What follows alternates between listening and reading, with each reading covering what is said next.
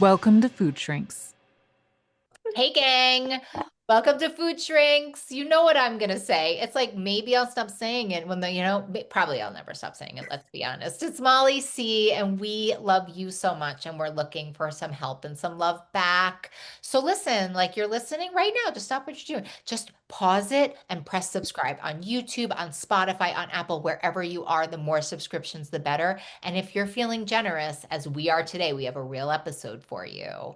Could you just take a minute to rate and to review and even to share our episode with somebody? We are really seeing traction and we are so obsessed with you. So to the podcast, you gotta, it's like, I just really wish we could do the podcast before the podcast. So in the podcast before the podcast, because now we're like besties. And so we don't really plan what we're going to say, listener. We just are like, what should we talk about today? And then I was talking about something very exciting, a blooming relationship in my life, which maybe we'll talk about in another episode. And then I asked Clarissa um, how her cruise was. And just her face alone, I was like, well, we should probably talk about that today. And yeah, I froze. That's exactly what happened. Uh, I went into I the get freeze it. response and because it's never all one thing, Yeah. right? It was incredible. It was beautiful. I was in Alaska. There was so much amazingness. And I spent 10 days with my family and like some extended family.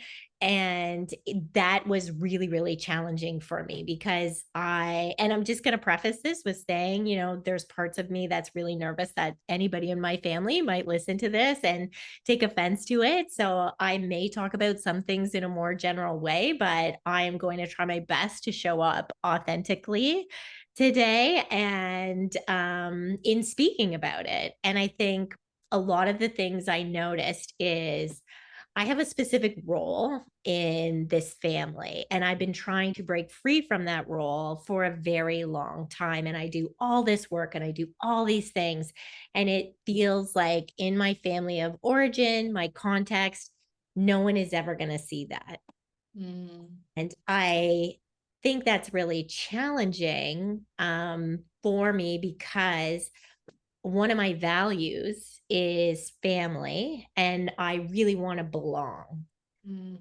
And so I can go back into the role they need me to be so that I fit in and so that I can belong. But it feels gross and uncomfortable and frustrating and like not where I want to be anymore. And so there's a conflict there. And I can also say that my family love to drink and my family love to eat. And those are the two things I struggle with the most. And so being around that for 10 days was really challenging. We spent a whole day going to drive to go get this gigantic cinnamon bun, which is maybe the biggest in the world. And it's been, we've been talking, it might not be the biggest in the world, but everything's bigger in like the Yukon, right? So we spent like a whole day. We're in the Yukon. I think it's this most beautiful place. There's rivers, there's mountains, there's oceans. And we are taking 4 hours out of our day to do this convoy to go get this thing that I really couldn't care less about and don't really want to participate in. And yet there's parts of me that's like, you maybe should be setting a boundary, but is this the place to do it? And just really then kind of resenting a lot of that day. So, at the same time, it's not like I'm not noticing all of the progress, right? We were on this cruise and on this boat. I got up every morning. I went for my walk. I went to the gym. Then I went and I did a steam and I did a sauna. But this Damn, was girl. all like the level of self care I needed in order to be around that old context all day. Mm-hmm.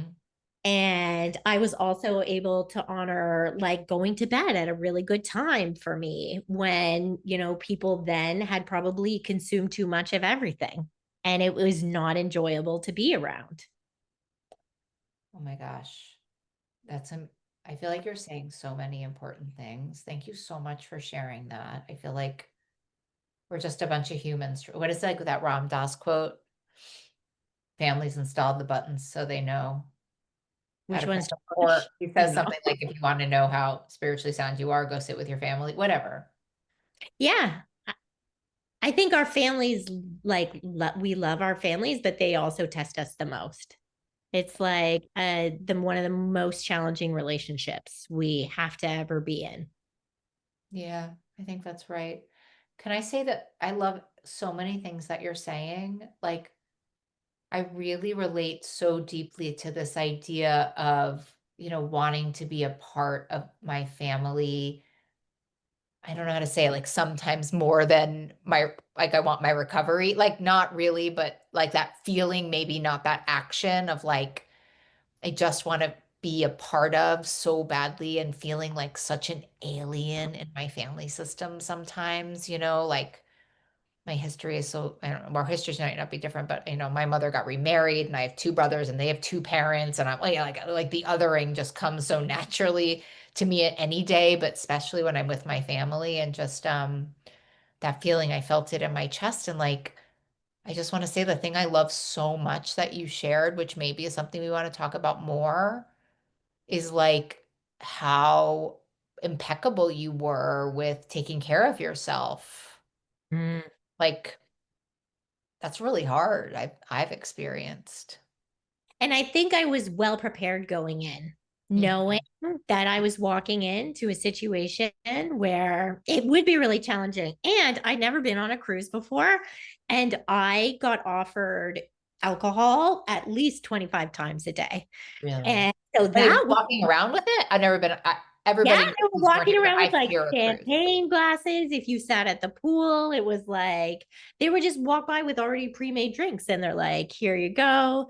So I was not prepared for that, but I was prepared for the challenge I knew that would happen being in this company. And I Mm. think I've also come to the place, which was feeling really good for me, was that I have been able to accept that this is who they are and that I don't need to change or control that. But if I am going to be, faced with being in that context for that extended amount of time, that self care is super necessary. That makes so much sense. What do you think, MP? You're so quiet over there. Well, I don't have a desire to not be rejected. What she's saying is she's cool being rejected. Yeah. Listen, there's lots of different I perspectives on don't it. know that it's, This I don't know that reminds me it's of that cool. Christmas episode where Molly's like, Yeah.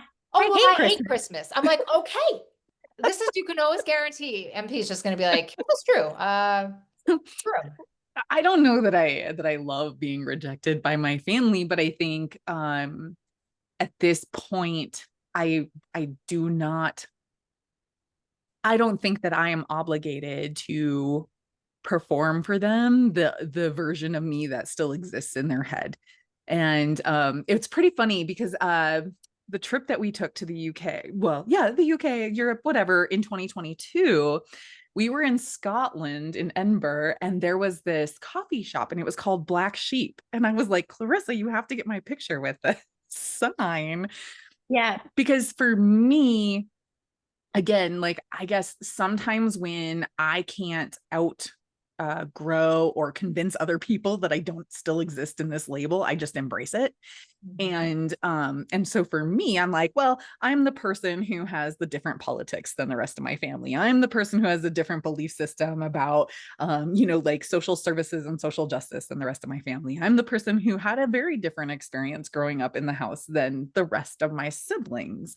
And so at this point, I'm kind of like I probably would say yes, like you were saying to that, whatever, because I like them enough, or some of them, I like them to go spend some time with them.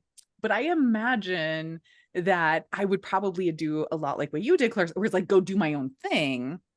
I don't know that I Mm. would necessarily feel like I had to participate in like sitting at the table when the rest of this stuff was going on. Like that's definitely something where I'd be like, well, I've got other things to do. I've got things to see. places to be, whatever it might be. So I think like, yeah, I am a little quiet because I sometimes I wonder if that's a healthy perspective to take on all of this, or is it just me avoiding potential Yeah. like work? I don't know. Right. It's such a fine balance between like, do you constantly need to be putting yourself in the line of fire, or is it okay to say I'm just gonna do my own thing, and that is what it is. I don't know. I don't know. I just also feel like, it's like that thing they say in the 12 steps of like progress, not perfection. And that like, I just, if I might just share, Yeah. beginning of the month or the end of May. So my father died when I was 3. My mother got remarried to a very nice man named Alan. And then they had 2 kids. And so I have 2 brothers, they're much younger than me, 13 and 15 years younger than me. And I always remember like when I was going up to my youngest brother's college graduation, I was listening to my other brother talk about his parents. And I was like, whoa, like we have different life. Like we have the same Yeah. mother and that's it. You know what I mean? Like my attachment, everything about me is so different than these 2 boys. And it was such a moment of grief for me. It was just a moment of grief. Like, wow, I had a that was pretty rugged way of growing up or whatever, such grief. Mhm. And it comes and it goes, and that ability to other is so easy for me. And I have done every piece of work a human being could do. I just want to say this. I have done so much therapy. I've done ketamine treatment of this. I've done shamanic journeying. I've done so much. And so my stepfather had a 70th birthday party. And I don't know if I've ever felt worse in my entire life at a party. Maybe I have felt worse and I haven't been awake to know it. Yeah. Or every single one of those feelings came back in such like full effect. Like, this is not my family. Like every bit, and like my best friend came, who's very close to my family, and I was like telling her, and she was like, "Everybody loves you," and I'm like, Lauren, that is so far from what is happening for me right now. Like. But it was just this, I don't know, to the listener, it was just this, reminder of my own humanness and my own nervous system, and like. Mm. I don't know, like it was just such a gnarly, it could make me want to weep. Like it's just such a sad, like the inner child. Like I don't even know, but it was kind of reminding me of what you were saying, Clarissa. It's like I'm always just trying to do something, right? Like in that particular moment with my family that night, I was just trying to get by. Like Yep. I was just trying to like it was like I just went into such like a mode of like just be kind and Survival. generous to everybody here. Try not to make it look like you're having a bad time Mm. because this is not about you, even though it is about you and you're having a hard time. And let's just get to tomorrow. And like I'm sure there was moments like that on the trip, right? It's like, and then sometimes Yeah. I'm with my family and I'm like, this is a miracle. We've all healed together. Like you just never know, you know? No, and I certainly don't want the listener to think that it was all just like, me trying to survive. There was also some quite a few like aha moments in a situation where I wouldn't normally get to connect, where even with my sister, I realized where I'd made some assumptions about her and I had some judgments about her. And then I hadn't been able to see who she is and how she's like currently living her life. And I have put her in an old role. And Mm, so so that good. Yeah. was so helpful for me to be able to just, sometimes it is that exposure that we need to see where am I getting in my own way. And I know when I'm like judging other people, I'm also judging myself, and telling stories all the time, so challenging those stories. And for sure there was days where I'd go in and I'd be like, hey, I'm just gonna do this or say this or like really tune into my nervous system, and then I would be like, whoa, that didn't go how I had planned at all.